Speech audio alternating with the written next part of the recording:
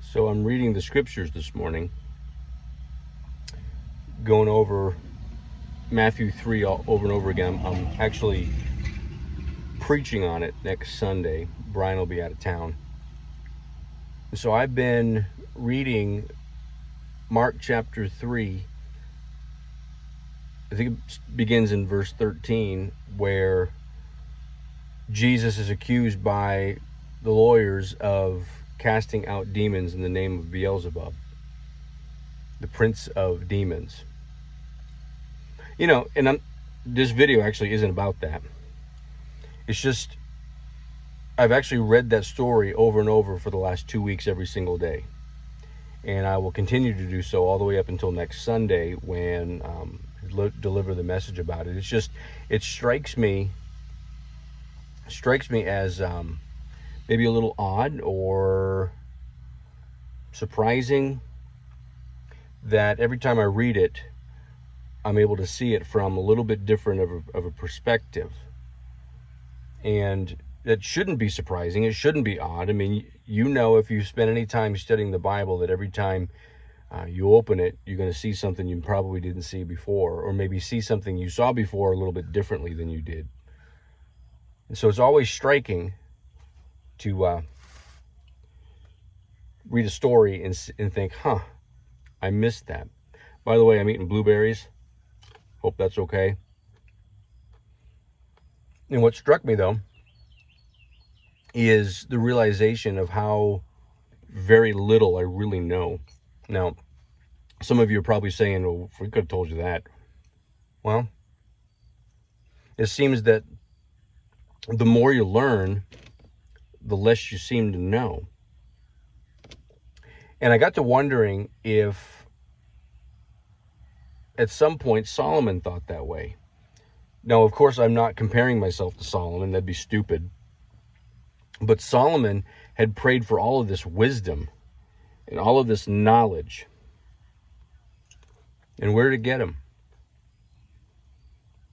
Spend some time in the book of Ecclesiastes, and you think it didn't get him very far. I mean, obviously he was the wisest man in the world, the richest man in the world. People came from all over to get his opinion and explanations on things. So if you think, well, it got him pretty far, didn't it? Well, maybe from the world standpoint, it got him pretty far. But in Ecclesiastes, he says, it's all worthless. It's chasing after the wind. There's nothing new under the sun. And we live in a society where it's important for people to know things. At least they think it is. It's important to be on the right side of things. It's important to be able to explain yourself. It's important for this. It's important for that. The problem is, it's not. It's a chasing after the wind. You'll never know enough. And right when you think you know enough, you'll find out that you really didn't know anything at all, and you got to start all over again. So I guess the main thrust of this is putting my money where my mouth is when it comes to trusting that God is doing what he's going to do, that God is going to be faithful, that God is going to hear our prayer and act, that God will not forsake us, will not abandon us. And let's face it, we don't know anybody like that. I've been saying that for years, that it's so hard to trust somebody like Almighty God because we don't have any other frame of reference for trusting and putting our faith in somebody else.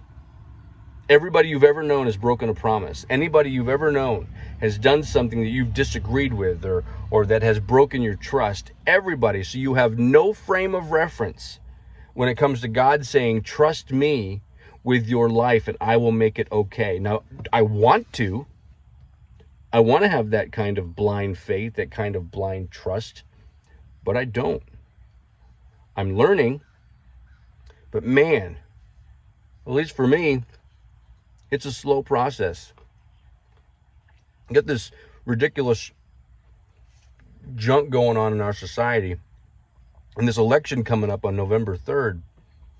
And you got people giving their predictions about what will happen or what won't happen and what this person will do and what that person won't do or whatever. And it's making Christians choose sides. Well, my side knows more than your side, so we deserve to be the ones in power, and vice versa. And it's all a chasing after the wind. Whoever wins on November 3rd will be the person that God has chosen to win. I think back of all the way back in the Old Testament, the stories of Nebuchadnezzar in Babylon, and how God actually placed Nebuchadnezzar in his position of power that he was in. And when Nebuchadnezzar goes out on the roof and declares himself, I'm pretty much God, right? Well, God makes him act like a cow for the next several years of his life. Figure that out. And so whoever comes to power on November the 3rd will have been put there by God himself. I heard one man say that we will get the president that we deserve. Well, that may be so, but it'll be God's choice, not ours. Now, does that mean I don't bother voting or participating? No, I'm going to vote. I'm going to participate.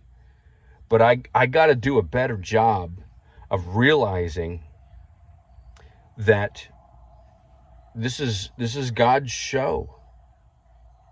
That any kind of knowledge or insight that I might have is really a chasing after the wind, because God's going to do what he's going to do, and it'll be the right thing to do. Now, it might not look right for me, it might not look right for you, but it will be the right thing because he did it. I hope you're tracking with me today, because I spent some time talking to Shelly this morning and just trying to process some of this, to where God, at least in my life, I think is very boldly saying, you've been saying and teaching this stuff all these years. How about you stay in your lane and live it? And that is hard to swallow. Except these blueberries aren't, so I'm going to keep eating them.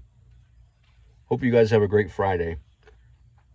I hope that you'll allow yourself to realize where you really are in your relationship with God, to where you really don't know anything at all, but God does. And that's where you need to anchor your trust, anchor your faith, because he won't break his promises. He will be faithful. Something for you to think about. Have a good Friday.